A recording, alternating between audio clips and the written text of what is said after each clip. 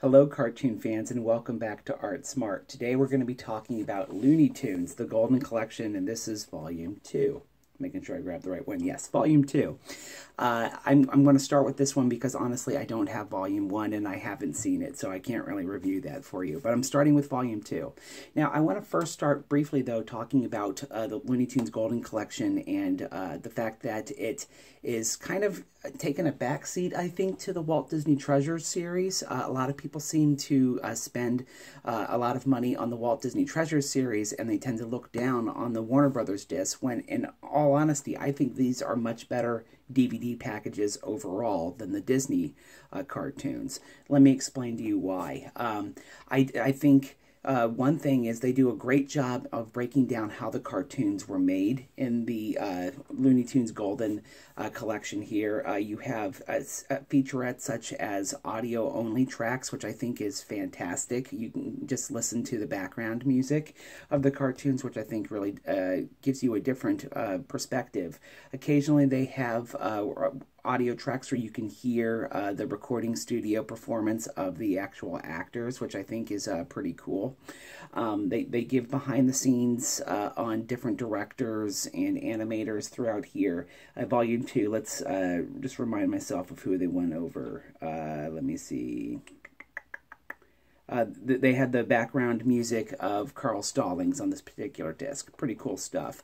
And in general, they do a lot more in the way of audio commentaries and things on these discs. I think that there's a great variety on these Looney Tunes collections. And so if you're going to be spending a good amount of money on a collection of cartoons, I would actually recommend spending the money on this than the Walt Disney series if you have to go either or.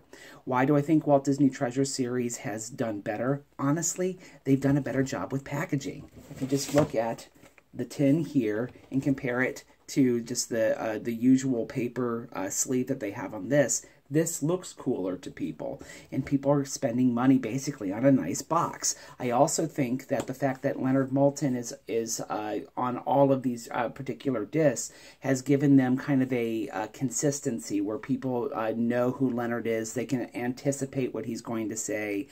He's a nice, friendly host of these box sets, and so there is kind of a familiarity with Leonard Maltin that carries over from collection to collection. While you have all kinds of different people speaking and giving presentations on these discs. However, this is going to give you a little bit more information on how the cartoons were actually made in most cases. I think it's more in depth, and I think they just did an overall better job of presenting the cartoons. So even though this may not look as fancy, I would probably spend my money on the Looney Tunes discs.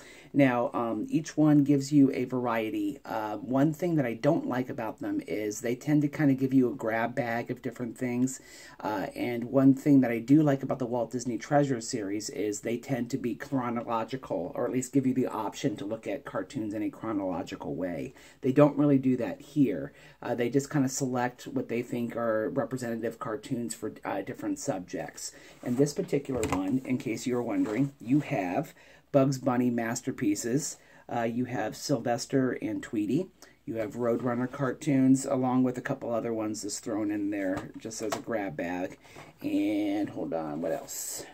There's something else I'm forgetting. Oh, and then Looney Tunes All-Stars, which basically means a lot of celebrity-based cartoons where they have celebrities coming in. That's actually a pretty interesting disc if you're trying to learn about the 1930s and how celebrity culture influenced cartoons and vice versa. Pretty interesting stuff. I do think that a lot of the audio commentaries on here are quite good. And I do think that they have a decent variety of cartoons on here. When you look at the Bugs Bunny cartoons, I've always enjoyed the Big Snooze. I think that's a pretty darn good cartoon. The Heckling Hare is one that I've always enjoyed quite a bit. The Roadrunner cartoons are all kind of similar, so I don't know if any of those really stand out one from another, but that doesn't mean that they're bad cartoons. They're all pretty good. They're just not a whole lot of variety. And there's also a little bit of information here about Bob Clampett, and some of his cartoons, like Kitty Cornered, I think are pretty interesting. Old Glory, that's also a very interesting Chuck Jones cartoon. So there's some good stuff on this particular disc, and I would highly recommend it. If you are going to buy this, I would definitely try to see if you can get it new. When it comes to used disc, if you want to keep the box looking nice like this, a lot of times the used ones are pretty beat up. And so if you are trying to really make it look nice, I would try to see if you can get new old stock. But I definitely think that this is worth your money, and it's definitely a little bit better, in my opinion, than the Walt Disney Treasures series. Hopefully this makes you a little bit more art smart and informs you in your cartoon buying decision making. Have a great day. Bye-bye.